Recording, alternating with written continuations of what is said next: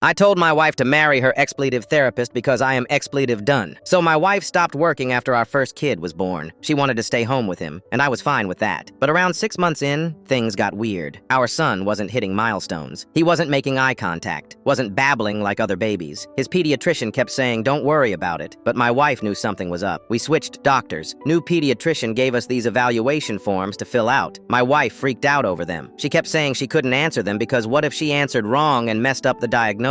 I tried to help, but I was at work all day. I needed her to tell me stuff like how many times he does certain things per day. She started yelling that I wasn't supporting her. Our son got diagnosed with autism right before he turned 2. The doctor told my wife she should see a therapist because parents of autistic kids sometimes struggle. That's when everything went downhill. My wife became a completely different person. Everything became about what her therapist said, and I mean everything. When our son was 3, she told me her therapist said he was emotionally abusive because he withholds affection on purpose. He was 3 years old. He's autistic. He doesn't show affection the same way. It got worse. I canceled a date night once after she called me a loser during an argument. Her therapist apparently said that was emotional abuse. I told her I didn't want to have sex after a fight once, and her therapist said I was sexually abusing her by punishing her. I wasn't punishing anyone. I just don't get turned on when someone's been screaming at me for an hour. She wanted another baby. I said we couldn't afford it. I'd been trying to get her to go back to work so we could pay for our son's therapy and specialized care. She said even suggesting she work was financial abuse. Her therapist told her that, but she wore me down and we had another kid anyway. After our second son was born, my wife basically stopped acknowledging our older son existed. She acted like it was her and the baby against me and our autistic son. I had to cut back my hours at work to take him to school and pick him up. We were losing money fast. I found an after-school program for him. It cost a fortune, but at least I could work full-time again. I told her she needed to spend time with our older son, too, not just the baby. She said her therapist told her that our older son basically killed her first baby because he's a disease that replaced him. I couldn't believe what I was hearing. I told her I don't care what her therapist says. She's neglecting our family. She said her therapist said neglect is a weaponized term. That's when I snapped. I told her to marry her expletive therapist because I'm expletive done. I said I'm filing for divorce. She completely lost it. Started screaming that I can't talk about her therapist like that